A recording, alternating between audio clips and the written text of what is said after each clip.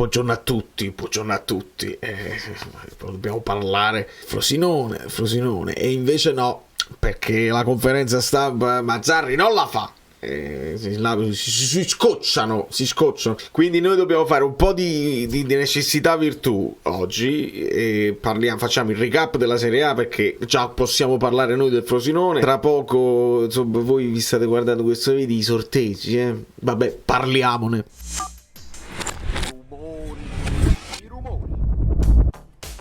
Veramente non è facile, è tutto concentrato oggi e poi magari giovedì non esce il video, per capirci. Davide Cocco, benvenuto sul canale e benvenuti a tutti i nuovi iscritti, siete i miei eroi. Lasciate un like perché sapete che di cortesia aiuta, e quando vi iscrivete al canale l'obiettivo è questo qua, perché adesso abbiamo superato tutto sport, possiamo superare la tiratura di libero per uno sfizio mio personale e andiamo a capire cosa è successo in Serie A, perché la classifica comincia a farsi interessante e con un brabam tattico di analisi tattica ci spostiamo qua e ci mettiamo in poltrona e cerchiamo di capire quello che è successo. Classifica che ci racconta che l'Inter vince senza proprio appello contro la Lazio e quindi approfitta della scivolata della Juventus. Il Milan torna a vincere, si segnala. Chi ha avuto la pazienza di seguire tutti i recap dall'inizio del campionato sa cosa io penso di Thiago Motta e sa cosa io penso di questo Bologna sorprendente che fa lo scherzetto a Mourinho e quindi ci scavalca di nuovo. Si portano a 28 punti, squadra importante, rendendo adesso la Roma una tigre ferita. Poi sotto nei commenti: ma quale tigre? Quello fanno ridere. Sì, lo so, però ocio alla Roma, perché fondamentalmente a me fa quasi piacere che abbia vinto il Bologna per dare meno certezze alla Roma e contemporaneamente non averli di nuovo sopra di noi. Noi potremmo veramente con la partita con la Roma dare un bel segnale alle sorelline. Adesso sono 2 punti sotto di noi, andrebbero a meno 5 e sarebbe veramente fondamentale per non andare poi nel panico. Il Bologna sta facendo un campionato straordinario, ma voglio anche pensare che non possa durare così. Quello che è straordinario del Bologna è che non perdono, hanno perso solo 2 partite. Perdere 2 partite è un andamento quasi da scudetto. Poi è chiaro, ci sono 7 pareggi, però sono solidi, fanno un buon calcio e non c'è dubbio che meritano in questo momento la posizione che hanno. La Fiorentina ci aggancia con un mazzo strascassato, va detto, perché l'affronteremo la partita della Fiorentina, e in attesa ovviamente di ciò che farà l'Atalanta, che però anche con i 3 punti con la Salernitana può superare la Roma, ma non ci aggancia ancora. Troppe squadre, non mi piace. Brutto il tonfo della Lazio sicuramente. Andiamo a capire questo Frosinone che comunque si comporta bene in classifica. Capiamo poi con i bassi fondi dove ci andiamo a mettere. Il giochino deve sempre cominciare dagli XG max e min, e in questo caso buona notizia, perché il Napoli a fare il massimo XG di giornata con 3.03. ricordiamo sempre, perché sennò Filomena si arrabbia, ricordiamo sempre gli XG non servono a niente, che noi li guardiamo giusto per sfizio, anche perché se li vai a guardare su SofaScore ci sono XG completamente diversi. Però stiamo analizzando questi qua di Understat, e quindi max XG dal Napoli con 3.3. il Cagliari le fa 1.84, quindi dobbiamo cercare il minimo XG da qualche altra parte e lo troviamo nell'Empoli con 0.29. La cura Andreazzoli, non sempre il cambio allenatore porta a nulla, la cura Andreazzoli 0.29 per l'Empoli, però anche una squadra che insomma non è che te la puoi prendere solamente con Andreazzoli, in attesa ovviamente di Salernitana e Atalanta che potrebbero fare anche loro un max.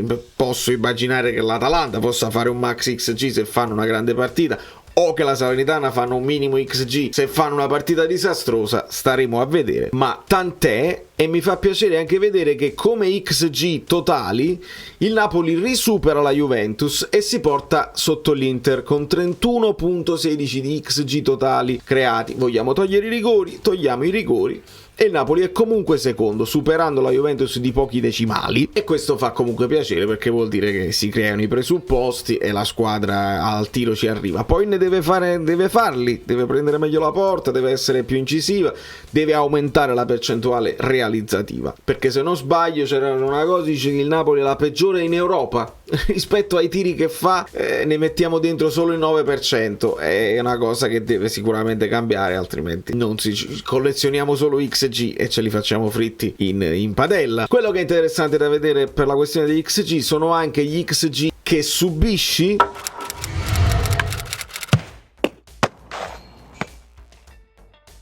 Quindi quante occasioni riescono a creare gli avversari. Primeggia la Juventus perché quando si mettono lì a fare il blocco basso ti fanno giocare male, quindi tutti gli avversari della Juve riescono a creare poco, a seguire l'Inter con pochi decimali, quindi anche l'Inter è solida, non è che solamente facendo il blocco, anche l'Inter dimostra grande solidità. L'Atalanta sorprendentemente e il Bologna meno sorprendentemente sono molto toste, e poi c'è la Roma. Quindi se andiamo a vedere la Roma, che è leggermente in vantaggio sul Napoli per quanto riguarda gli XG subiti, subiscono 19 gol come noi, fanno 28 gol come noi. Ricordiamo sempre che la Roma però vinse quella partita 7-0, e quindi è un'altra di quelle squadre che non ti fa giocare bene, e lo abbiamo visto anche col Bologna, che provano a fare ostruzione, però il Bologna si è messo là, ha fatto la partita, e noi dovremo cercare di fare la stessa cosa. Quindi non una partita scontata quella che verrà in campionato sabato, e dobbiamo indubbiamente tenere gli occhi aperti. Allora, la 16ª giornata si apre con questo Genoa-Juventus, che si porta dietro anche uno strascico di polemiche onestamente evitabili, perché quello che si può dire, perché poi si è parlato di quel fallo di mano, onestamente coscia mano, il discorso si dovrebbe chiudere lì. È chiaro che riguardando la Juve ognuno poi porta acqua al suo mulino, ognuno porta un altro screenshot, un altro porta una cosa. Allora questo non era niente, non vi ho sentito lamentarsi, anche perché poi capita spesso, io lo dico sempre, che il dio del calcio ti ripropone molto spesso episodi anche molto simili a distanza ravvicinata, quindi i tifosi possono sempre comparare, e qua non vi siete lamentati, e qua l'arbitro non ha fatto niente, e qua, quindi devono stare attenti anche chi è poi deputato alla narrazione del calcio, perché se dici una cosa poi devi confermarla con un pochino di coerenza, e invece non sempre c'è. Partita dove la Juve, forse Vlahovic un po' in ombra, ci sono molte critiche per Vlahovic, che però dà la palla giusta a Chiesa, che si invola e viene buttato a terra dal portiere del Genoa Martinez. Calcio di rigore che batterà proprio Chiesa e segnerà, e poi indicherà Vlahovic questo è suo, c'è unione di intenti, c'è gruppo, proprio perché si sa che Vlahovic sta un po' in difficoltà. Io vendi Osimhen, compro Vlahovic subito, ma lo dicemmo in tempi non sospetti, poi lui magari non vorrà venire, adesso tutti quanti dice compra Zirkzee, ma tutti se lo vogliono comprare Zirkzee. Attenzione, c'è pure uno che ha detto ma Zirkzee, si dicono le cose di Zirkzee sono le stesse cose che si dicevano di Vlahovic quando stava alla Fiorentina. Bisogna anche metterli in condizione, i giocatori di esprimersi al meglio. Quindi Chiesa così, e poi torna in vita Maradona, perché Marocchi aveva detto che a questa Juve non vi siete iscritti al canale Telegram, hai visto? Allora Giacomo, ma tu veramente mo ti rispondo, guarda, non ti rispondo qua, ma ti rispondo dal vivo. Che dici, Sartori e Thiago Motta possono essere il futuro del Napoli? Ma se Thiago Motta ti ha detto di no, proprio perché tu hai detto ma quale DS, quale Sartori, quale DS sono io, perché ti illudi di questa cosa? Ti ha detto di no l'anno scorso, ti dice di sì adesso, che magari ci va lui in Champions al posto tu.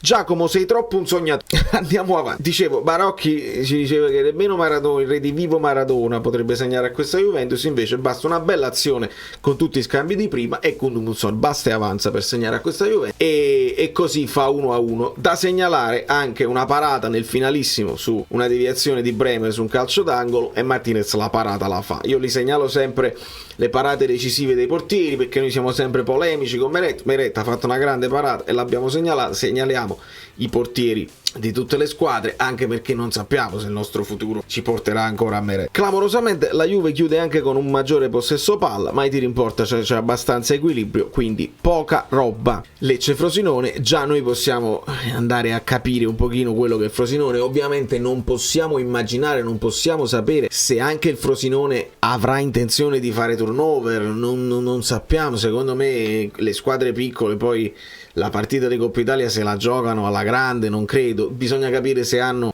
delle difficoltà a reggere il doppio impegno ravvicinato, però questa è la partita delle pellecchie di Turati che si è comportato anche abbastanza bene finora in campionato, però sia il gol di Piccoli sia il gol di Ramadani portano la firma di un portiere, ecco, parlando sempre dei portieri, in questo caso non irreprensibile, e in mezzo il rigore di Caio Giorge, il famoso Caio Giorge, ve lo ricordate, pure in orbita Napoli, poi se lo prese la Juve, poi infortuni, non ha trovato spazio, adesso sta cercando spazio nel Frosinone, che è una succursale juventina a tutti gli effetti, e Caio Giorge in questo momento ha tolto anche il posto immaginario a Khedira, perché Khedira non parte titolare, e c'è tanto equilibrio anche in questa partita. 6 tiri in porta per il Lecce, 5 per il Frosinone, che però fa molto più possesso fallo il possesso fallo, e ci sono molti più passaggi, molti falli, attenzione, questo non mi piace, vuol dire che quando devono farlo lo fa, perché questo è il periodo in cui diciamo ci prendono a calcio. E la formazione del Frosinone, questo Ibrahimovic è molto interessante, il nome è esotico ovviamente, ma si sta comportando molto bene. Caio Giorge, ovviamente questa è la stella del Frosinone, che è Sule, quindi tutta nell'orbita Juve come Berrenecea, e poi abbiamo l'altro Giorgiano, abbiamo Arrui che è molto interessante, il nostro Khedira, anche interessanti sono Baez, Caso, c'era Cuni, insomma, che probabilmente è fuori dalla squadra in questo momento. Ocio al Frosinone, abbiamo anche ulteriori approfondimenti da fare su Frosinone. Nelle 16 partite giocate, 21 gol fatti, non pochissimi, certo hanno subito 26 gol, dei 21 gol fatti 13 con assist, quindi un gol per game lo fanno. Come possesso palla la media è abbastanza alta, quindi tendono in media a portare il pallone più degli avversari, potrebbero essere un po' più precisi nei passaggi, e i giocatori più importanti sono, è presto detto, ovviamente c'è Sule in grande spolvero. Quello che sembra mancare veramente al Frosinone è una punta che faccia tanti gol, tant'è vero che vediamo che i gol arrivano da Sule,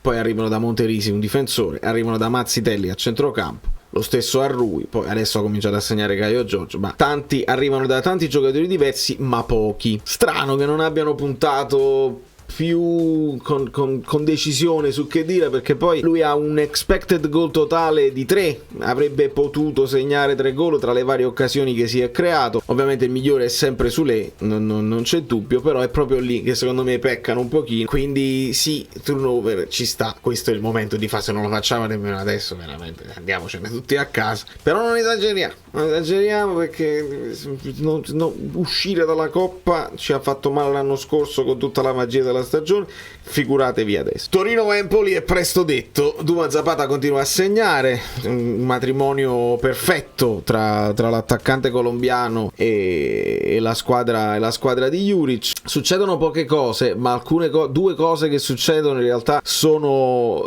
cancellate dai tabellini per dei fuorigioco, insomma, inopinabili. Prima di tutto, uno dei gol più belli che abbia mai visto lo fa Sanabria, e c'è il fuorigioco e purtroppo viene annullato. Ci sono anche addirittura pochi replay per la bellezza della cosa. Gli arriva il cross, lui la controlla in volo, il pallone si alza quasi involontariamente, ma quella prontezza di girarsi e di fare il gesto più bello del calcio, che è la sforbiciata, proprio la rovesciata con l'altra gamba che ti dà ancora più forza, l'impatto è perfetto e fa uno dei gol più belli del mondo, e purtroppo viene annullato. E verrà annullato anche il gol di Ebuei, che per questo hanno fatto una serie di calcoli, dice bastava che la scarpa fosse di pelle invece che di plastica, insomma veramente siamo ai limiti dell'impossibile. Non cambierebbe nulla se aggiungi la luce, sicuramente, perché anche con la luce qua parte la luce, c'è il minimo della non luce e quindi cambia poco, però questo è quanto e bisogna accettarlo, e quindi la cura Andreazzoli non sta funzionando poi più di tanto, perché la classifica langue e l'Empoli rischia. Il Milan fa un sol boccone del Monza, il gol di Reinders è bellissimo, fa un assolo in dribbling e poi il gol di punta, il gol da calcetto che è intelligente perché anticipi qualsiasi possibile intervento del portiere. Poi c'è questo Giancarlo Simic che esordisce, insomma giovanissimo, e trova gol su assist di Leao, e poi Okafor, dopo una bella assistenza di Giroud, segna e si infortuna esultando. È una cosa particolare. Siamo arrivati tipo a 29 infortuni totali per Pioli e per il Milan, quindi Rongoni ha rovinato il Milan anche a lui, no, perché si gioca troppo, alle volte è fatalità, alle volte questo Milan Lab, perché ne abbiamo parlato spesso, no? Anche quando si infortunarono parecchi giocatori del Napoli, fate un po' di mente locale. C'è il periodo di Gattuso, disse, ma allora forse Gattuso, perché Gattuso anche con il Milan aveva tutti questi infortuni, allora sono i collaboratori di Gattuso out, la stessa cosa che poi si è detto di Rongoni. E invece forse il minimo comune denominatore, al di là di quelle che possono essere il numero di partite che aumenta sempre di più, giocatori che non possono riposare mai, forse questo Milan Lab non funziona proprio benissimo, perché si ripete spesso questa storia degli infortuni, poi a macchia di leopardo capita a tutte le squadre, al Milan capita un po' di più, e forse due domande se le possono anche fare. Peccato per il Monza, lo sapete, sono un fan di Palladino, arrivano 21 volte al tiro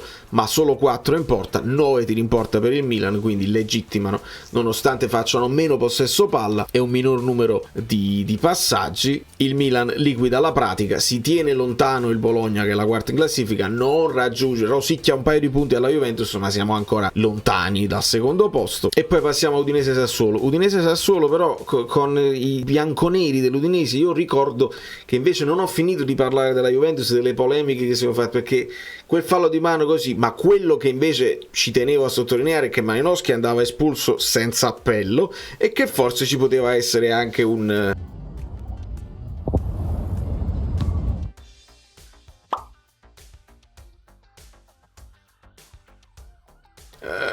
fallo da rigore di Cambiaso, che deve stare attento con le sue trattenute in aria, diciamole tutte le cose, e chiedo scusa se a volte mi ripeto o se qualche cosa mi sfugge, perché tra i vari le live, i contenuti, un video di qua, un video di notte, non ci capisco più niente, ma faccio il possibile. Statemi vicino, voi scrivetemi i vari commenti sotto, lasciate un emoji di quella spirale azzurra quando ti gira a capo, lasciate quell'emoji là. Ecco che con Lucca l'Udinese comincia a trovare un pochino di gol, ve lo dissi l'altra volta, se trova un po' di continuità si risolvono un po' di problemi dell'Udinese, che di XG di solito ne crea, però mancava il puntero. Va in vantaggio l'Udinese con Lucca, raddoppia con Pereira, poi però arriva il cartellino rosso per Paiero e il Sassuolo parte con una rimonta impensabile, riesce a pareggiarla con 2 rigori di Berardi, ma dobbiamo segnalare anche una traversa e un palo del Sassuolo, quindi rischiavano addirittura di vincerla. E insomma, la classica partita di due squadre che probabilmente alla fine si salveranno. Udinese deve stare attenta, il Sassuolo sta là, ma alla fine sono le due squadre che alla fine usciranno secondo me dalle problematiche, e adesso se la lottano così, poi il finale del campionato di solito sono sempre tranquille, di solito è così. Ecco, su Fiorentina-Verona invece c'è da approfondire, perché 3 tiri in porta per la Fiorentina, 7 tiri in porta del Verona, compreso ovviamente un rigore, l'occasione del rigore dove Terracciano è molto ingenuo e commette quel fallo. Ci sono 3 occasioni paurose per il Verona, e quella più clamorosa probabilmente capita sui piedi di Ngonge, è lui che si mangia il gol vero e proprio. Poi capiteranno altre 2 occasioni a Ngonge dove sarà bravissimo Terracciano, altre occasioni a raffica, mentre la Fiorentina alla fine passa con Beltran nel finale della partita, siamo più o meno all'80°, quindi non benissimo italiano, e speriamo che insomma non si facciano errori di valutazione, perché questo era un altro. Noi quando parliamo di Garcia noi dobbiamo sempre ricordarci che comunque non era la prima scelta, e forse non la seconda, e nemmeno la terza, e forse neanche la quarta, proprio da parole di De Laurentiis. Di conseguenza ocio alla prossima scelta, che dovrà essere ben ponderata. Tanto possesso palla, ma se vai a vedere poi alla fine le occasioni, ne avrà moltissime di più il Verona, che può recriminare in questa partita sicuramente. Quello che invece era proprio il mister da prendere, l'idea l'aveva avuta De Laurentiis però poi se l'è giocato con un pochino forse di arroganza comunicativa, se è vero che gli ha risposto ma quale direttore sportivo, non ti basto io. Se questo è vero è un errore grave di De Laurentiis dopo l'intuizione corretta di Thiago Motta, che è proprio bravo, e il Bologna fa lo scherzetto alla Roma e succede poco perché probabilmente la Roma ti fa giocare male, 2 tiri in porta per il Bologna, 3 tiri in porta per la Roma. È chiaro anche da chi, Valentina, che è classica, cioè che sta sempre con noi con la community e commenta sempre, visto che ha visto tutte le partite della Roma, senza Dybala si spegne un po' la luce, ci sono molte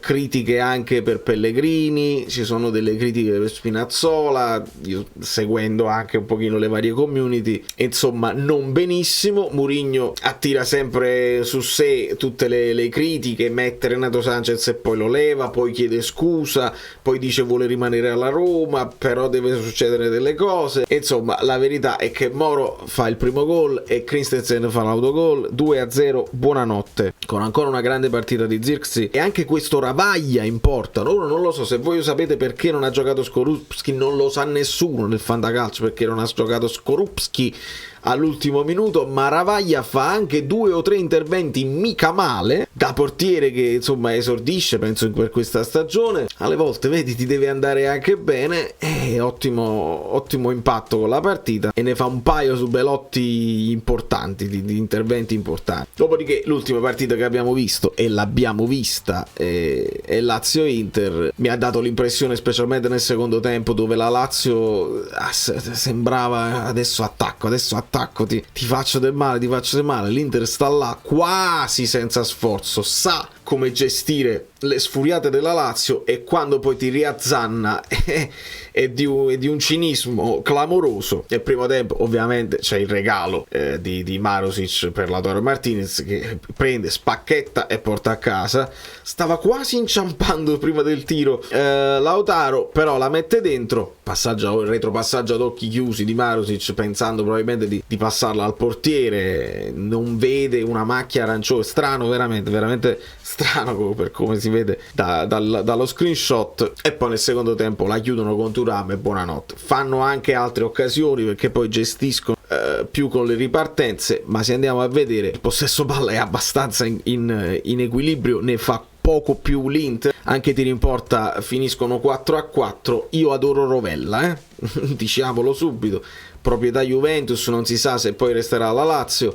Rovella aveva avuto l'occasione di pareggiarla addirittura rubando palla a Çalhanoğlu, però poi l'ultima scelta, un po' più errore di Rovella che parata di Sommer questa volta, non è andata. E quindi nella giornata in cui si poteva pensare la Juve può approfittare, c'ha il Genoa, partita facile, mentre di partita difficile per l'Inter con la Lazio, succede esattamente il contrario. L'Inter allunga sulla Juventus, rosicchiando, prendendosi altri 2 punti di vantaggio, e la classifica parla chiaro. L'Inter avrebbe ovviamente la possibilità con 3 vittorie di pareggiare i 50 punti del Napoli dell'anno scorso. Ti fa capire che bene o male sta facendo quel tipo di campionato là. 39 gol fatti, solo 7 subiti, quindi difesa solida, attacco fulminante, segnano un po' tutti, se non segnano fanno assist, insomma si muovono tutti bene. Hanno fatto un mercato secondo me molto intelligente. Thuram, l'acquisto è stato indovinato, ci metti Frattesi a centrocampo e aumenta la qualità della panchina. C'hanno un Klassen che per esempio non gioca mai ma che giocherebbe probabilmente in altre squadre di Serie A. Il portiere che para lo hanno preso, le fasce sono belle forti, la gestione di Inzaghi funziona. E che si può dire? Che gli vuoi dire a lì? Poi sono aiutati dagli arbitri, come lo può dire? Si può dire sull'Inter, si può dire sulla Juventus, si può dire sul Milan, solo sul Napoli non si può dire. Ma sembra il discorso fatto da napoletano, e quindi cerchiamo di evitarlo e di non pensare agli arbitri ma di far parlare il campo, e l'Inter il campo lo sta facendo parlare onestamente. Contenuto bonus, perché è arrivato a fine video. Io non so se riuscirò a fare uscire un altro video, visto che non c'è conferenza dove parliamo di Frosinone, facciamo il prepartita per il Frosinone, ma possiamo ipotizzare una formazione insieme, visto che non sentiremo parlare Mazzarri. Probabilmente più in là in giornata uscirà un report dell'allenamento rifinimento, di una rifinitura, capiremo se ha recuperato un Elmas o Zielinski, non lo possiamo sapere. Nel frattempo li escludiamo e andiamo per esclusione. Nikita Contini si dice molto bene, ma lo togliamo da mezzo, come Idasiak e direi come Meret, anche per dare un po' di soddisfazione a Gollini. Credo che la Coppa Italia la possa, anzi la debba giocare. Ne facciamo riposare una a Di Lorenzo, facciamo giocare Zanoli, la facciamo riposare una a Rachmani, facciamo giocare Ostigard e Juan Jesus, che ha una certa età,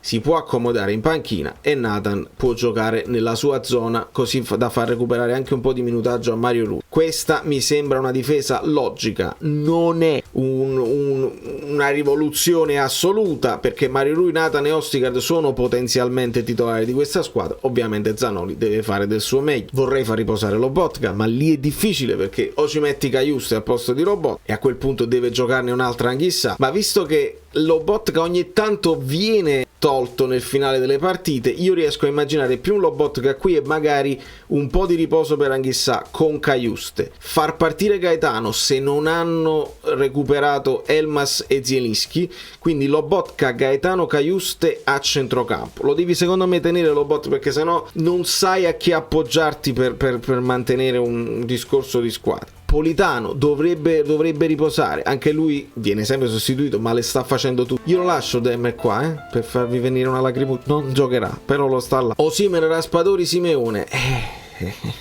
Togli Osimhen. Tra Raspadori e Simeone, se decide il presidente, gioca Jack, che tra l'altro sottolineato la sua importanza sulla partita. Però mi metto a piangere se non vedo Simeone titolare, quindi gioca Simeone, e lo dico anche per Scaramanzia, perché l'anno scorso dicevamo sempre gioca Simeone, poi chi giocava segnava e il Napoli vinceva sempre. Kvara, Zerbin mi sembra di esagerare, ecco, con Kvara e Zerbin mi sembra di esagerare. Se tolgo anche Kvara e metto Zerbin qui, Lindstrom, Zerbin si possono anche alternare, mettere una a sinistra e una a destra, non lo so, ma mi sembrerebbe di esagerare un po'. Ecco perché sarebbe ideale un recupero di un Elmas qui, o addirittura di lasciare Kvara, perché poi non dobbiamo nemmeno poi dopo sottovalutare troppo la cosa. E se recupera Elmas, perfetto. Se invece non recupera Elmas, io farei così: Kvara, Simeone, Lindstrom, Cajuste, Lobotka, Gaetano, Mario Rui, Nathan. Secondo me questa squadra non sono i titolarissimi di Mazzarri, di Sarri, di Spalletti, di Garcia, però è una squadra che secondo me con il Frosinone se la può giocare. Se entrano in campo tutti convinti e combattivi, ci si può divertire. Poi dopo scopriamo che invece giocheranno tutti i titolari, non si farà nemmeno